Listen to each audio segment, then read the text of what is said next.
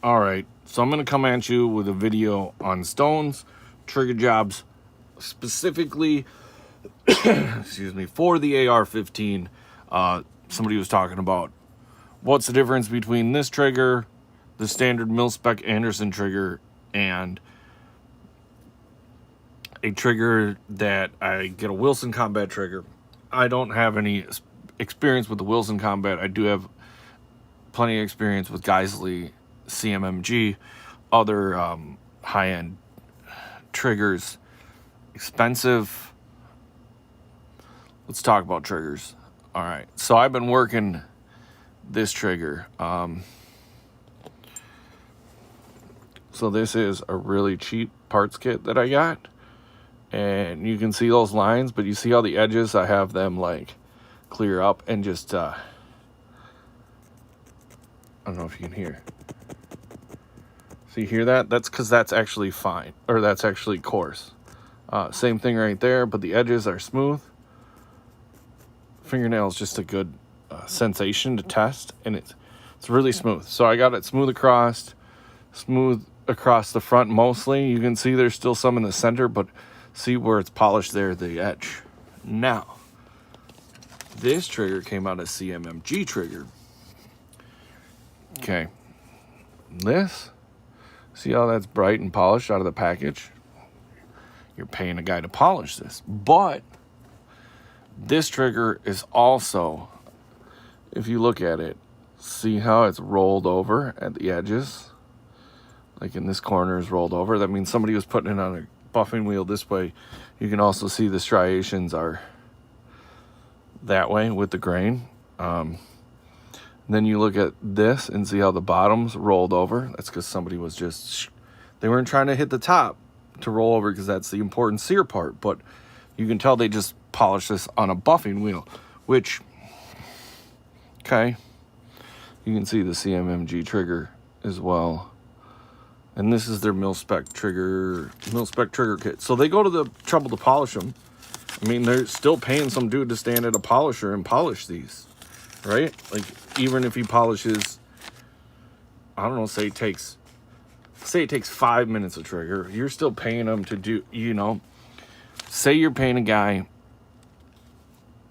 because he's probably not making $20 an hour. He's probably making more. Probably making $40 an hour. But just say 20 bucks. 20 bucks an hour can polish five triggers and hammers sets in, or no, 5 minutes. So what, that's 12 sets. So you're looking at an increased cost of like $2 per trigger.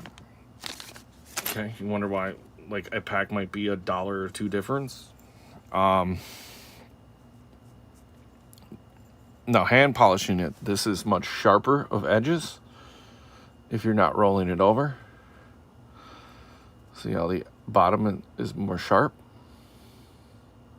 Okay, that makes a difference. Same thing with the hammer.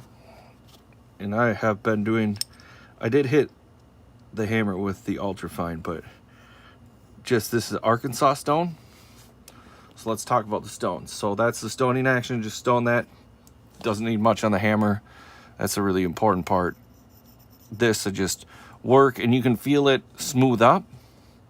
And I mean, that means that this spot that's not getting polished is actually lower, but I only really need the front where this is gonna catch, right? We only need the front for the engagement. So, like that, right? Got to get that smooth. Just the first bit, that bit.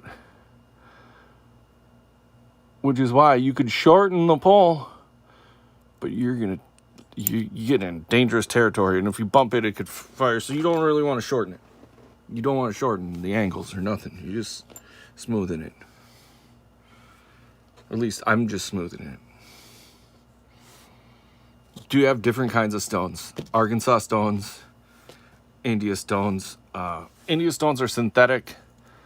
This is some silicon carbide.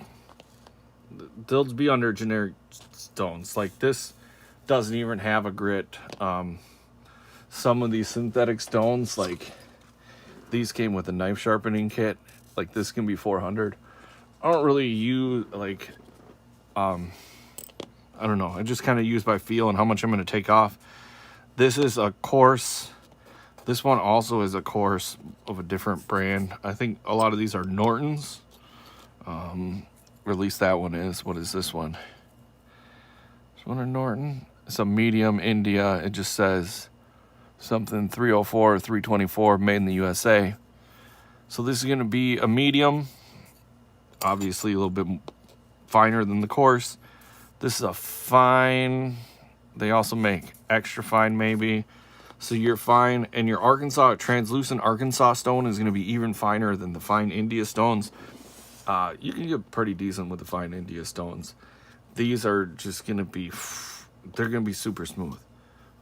Almost like glass, right? Smooth, just on the molecular level. This is a different shaped one. I like this one to sharpen my knives, actually. Get them that razor sharpness. It's just a little bit on stones. There are different stones. There are different... I got some that just came... Like these come in tubes. You can pick them up at Brownells. These are Norton's. And this is FF, so that's going to be a fine. Medium fine MF. And they're just going to come in here. These came with a... I think they came with a jig to do 1911 trigger jobs. I don't even know where the jig is. But that's... They are fragile, as you can see. This one's broken. That's why I have a replacement. My buddy actually borrowed it, and he did replace it when it broke, so...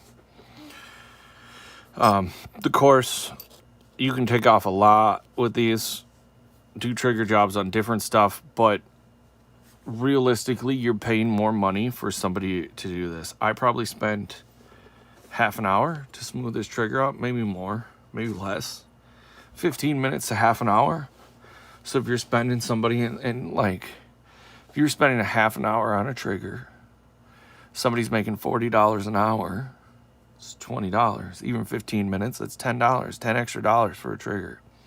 Now, Geisley triggers, somebody's going to tell me I'm wrong if I am wrong in any of the facts, but I believe they harden them first. These are just hardened on the sear edges. But they're different because they harden the Geisleys first. And then they use a process called EDM, not electric dance music, electro discharge machine. And it shoots a wire, really fine wire, and that's, instead of cutting it with tools that spin and can leave marks, it's more smooth because it's cut with an electric wire. Very expensive machine, hence the extra cost, because the expense on that machine, those electric discharge machines can cut dies that can just like fall into each other. They fall slowly because the machining is so perfect. Finer than human hair, I think, but it's an electrified wire. They put it in some deionized water, some magic and pixies and stuff, and it cuts it out with electricity, basically. Use electrified wire to cut it out. And sorry, I kind of rant a lot on stuff, but if you do have any specific questions on stoning triggers, like my process or what, like, I can answer them if I can answer them. Maybe not, but it's definitely something to look at.